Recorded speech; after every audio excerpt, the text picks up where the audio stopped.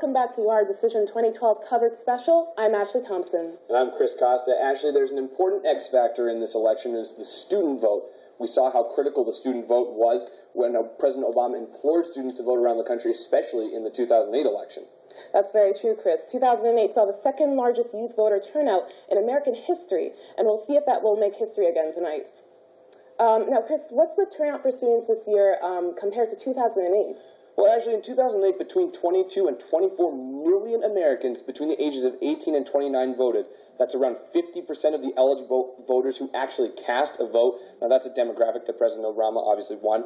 The troubling stat this year, though, is that 42% of students did not know whether their state required identification in order to vote, and that's according to the Huffington Post.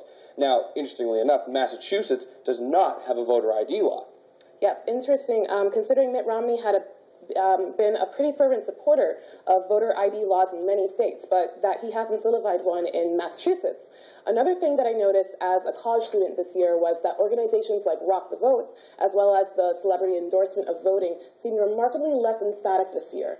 Actually, it's an interesting point. Actually, I kind of noticed the same thing. Like, for me, those ads had a really significant impact in 2008.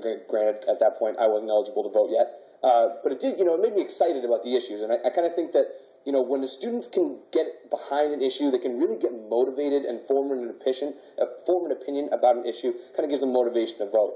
Now we're going to hear what BU students had to say and how they plan to make their decisions for voting in this election, whether they've made their decision already.